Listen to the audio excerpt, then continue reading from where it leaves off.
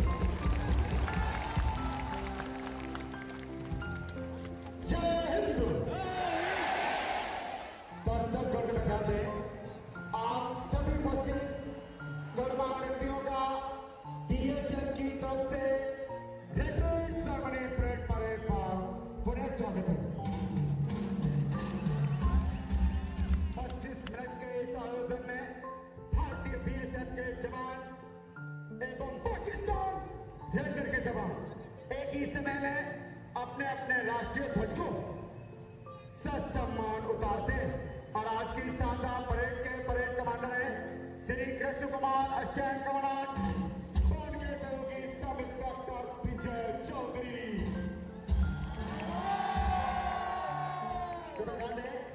आज की परेड के गार्ड कमांडर है मुख्य आरक्षक विनय पाल धन्यवाद। साथ ही आज की शानदार परेड पर दो महिला प्रहरियों का भी विशेष योगदान है। महिला प्रहरी दीक्षा शर्मा व पूजा जांगिरे। आप सभी दर्शकों से निवेदन है कृपया अपने स्थान पर बैठ के ही आज की शानदार परेड का आनंद उठाएं। भारत माता की हिंदुस्तान एवं वंदे मातरम के अतिरिक्त किसी भी अन्य नारे का प्रयोग न करें। साथ ही जब तक परेड समाप्त न हो सभी दर्शक अपने अपने स्थान पर बैठे रहें। परेड समाप्त के पश्चात ही अपने स्थान को छोड़ें व स्टेडियम से बाहर निकलने के लिए स्टेडियम के मुख्य द्वार स्वर्ण जयंती द्वार व स्टेडियम में स्थित एग्जिट वे का उपयोग करें। एक बार दोबारा सुने, आप सभी दर्शकों से विनम्र निवेदन है कृपया परेड समाप्ति तक सभी दर्शक अपने अपने स्थान पर बैठे रहें। साथ ही दर्शक अपने कीमती सामान मोबाइल और पर्स का विशेष ध्यान रखें। धन्यवाद।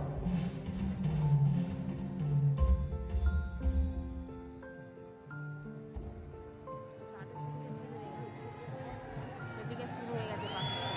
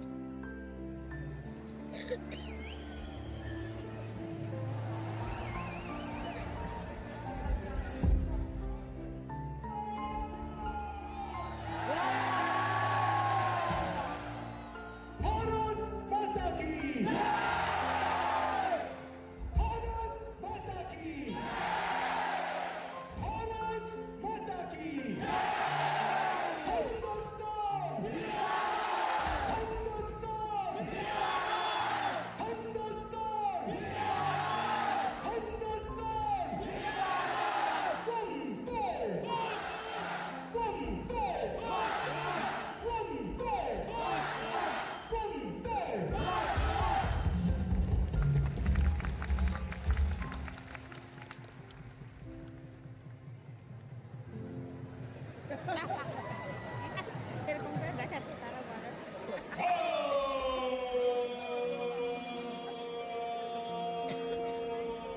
সেখান থেকে বলে যাচ্ছে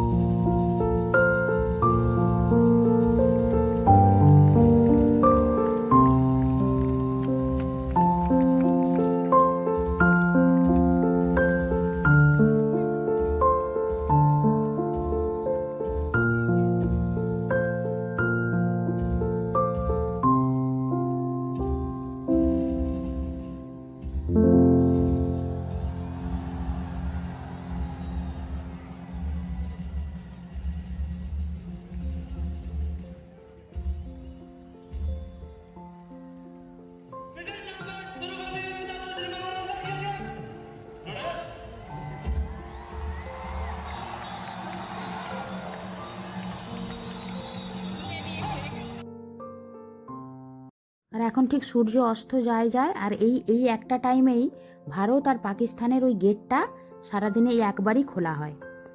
তো ভিডিওটা ঠিক আসেনি রোদের জন্য, কতটা দেখাতে পারলাম। দেখো ওটা হচ্ছে পাকিস্তানের হচ্ছে মানে অডিয়েন্স। তো বন্ধুরা দেখো পতাকাটাকে ওরা কত সম্মানের সঙ্গে নিয়ে যাচ্ছে, দেখে এত ভালো লাগছিল। And I also proud to be an Indian.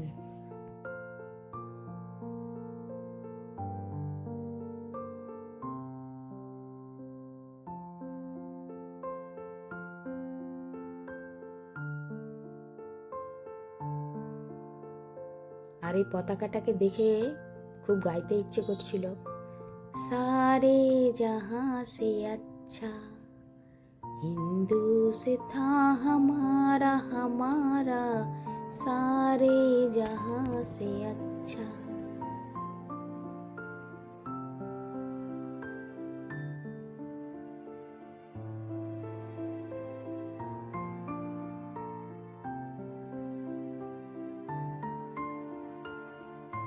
তো দেখো বন্ধুরা, ওখানে ওয়াঘা বর্ডার কমপ্লিট করে আমরা মোটামুটি চলে এলাম একদম সরাসরি এখানে স্বর্ণ মন্দিরে, যেটাকে আমরা গোল্ডেন টেম্পেলও বলে থাকি। এখানে একটা নিয়ম দেখলাম, প্রত্যেককে ছেলে মেয়ে বোধ প্রত্যেককেই কিন্তু তোমার মাথাটা কভার করতে হবে, সে যা কিছু দিয়ে, তোমার কাছে রুমালও হতে পারে, ওড়না বা ওখানে কিনতে পাওয়া যাচ্ছে। তো সবাইকে কিন্তু মাথাটা অবশ্যই কভার করে তবে ঢুকতে পারবে ওখানে, নাহলে কিন্তু পারবে না।